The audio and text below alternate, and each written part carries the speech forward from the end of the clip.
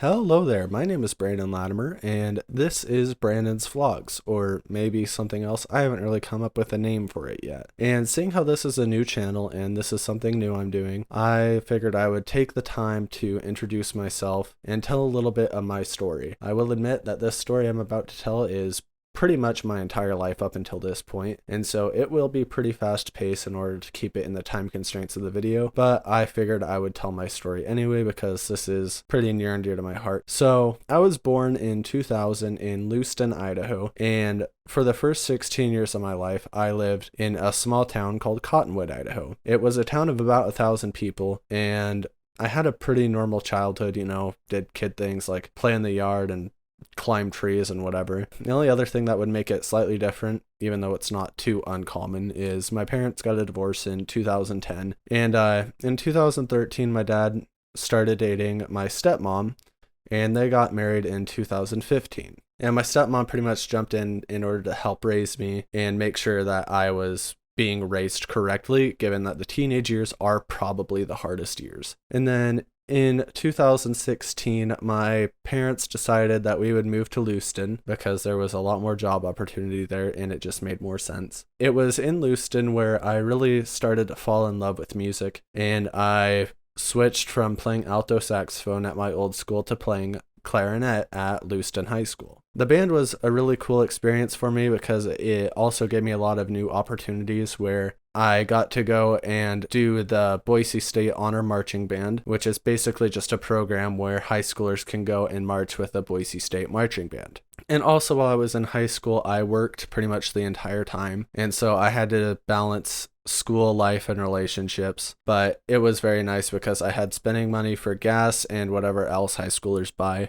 High school was pretty normal for me up until my senior year. I finally had to make the decision between attending the college that was in Lewiston, Lewis Clark State College, or going out to Boise and going to Boise State University, where I had previously done honor marching band. And this was a really tough decision for me because it would have been a lot cheaper to go to Lewis Clark State College, but there was a lot more experiences for me at Boise State. So I chose Lewis Clark State College because financially at the time it made more sense to me. And so I moved out, started living with my brother, and I attended Lewis Clark State College. And then around October, I started seeing football games on TV, and Boise State was playing, and they were having a really good season. And I could hear the marching band on TV, and it was actually really hard for me because I knew that I could have had the chance to be there, and I could have had the chance to go and play with that marching band. And given that I haven't really had any experience with music in college because the LCSC, really their only band program for a clarinetist was individual lessons, but I really did not want to pay for those. I pretty much had to give up music at my time at LCSC, and so that was really my main driving force behind wanting to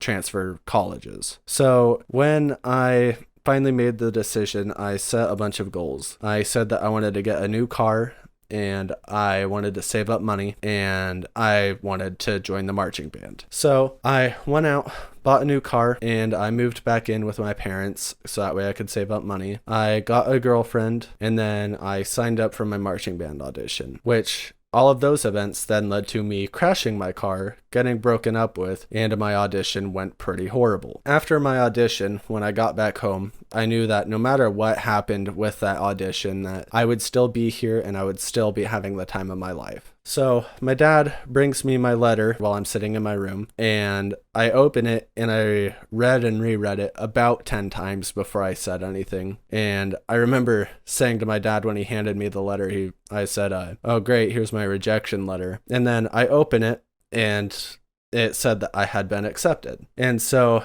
it had a little thing that said, "Check here if you do plan on participating." So I checked that baby off and I drove as fast as I could to the nearest mail drop off. After that, I pretty much knew what I had in store for me for the next year. And I kept working. I worked at a hotel at the time with my sister-in-law, and so I kept saving up money and I kept working, and it felt like forever, in all honesty. I did what I had to do in order to get to where I wanted to be. The time finally came for me to pack up my bags and head to college, or at least head somewhere else for college. So with that being said, I had to say goodbye to a lot of my family, but I think the hardest person to say goodbye to was my niece and nephew. My niece was 3 years old, and she's turning 4 this April. It was hard because she always calls me Uncle B, and I knew that she wouldn't necessarily know what I'm doing, and she would always be asking, "Where's Uncle B?" And thinking that was very hard for me because I have been seeing this girl grow up, and my nephew, he was 1, and so he had just started life, and I wouldn't be able to see him grow up.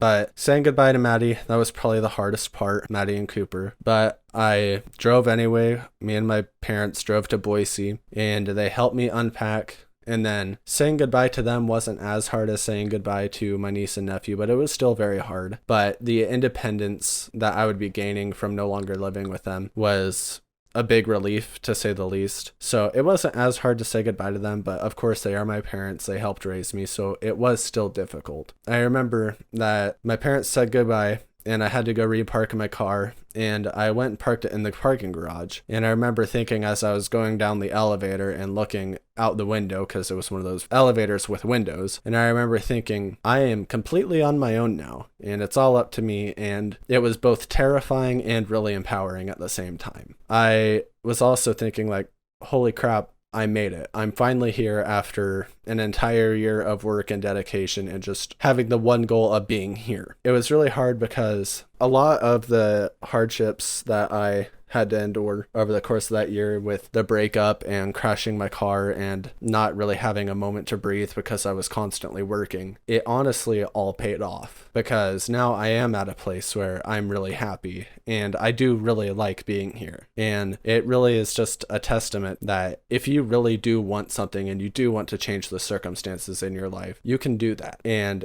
it's not necessarily very difficult, other than you just have to be determined. But yeah, so that's the story of me transferring colleges, and hopefully I will be able to tell more stories for you guys, because I really do enjoy doing this. So I wanted a way to log my life and be able to leave my mark on the world without having to write, because I really hate writing all the time. So I figured I would just make videos instead and just talk about my life. And this way I can still kind of immortalize my thoughts and ideas, but I don't have to write. So yeah, it's the most genuine sense of a vlog. And yeah, so that's about it. Thanks.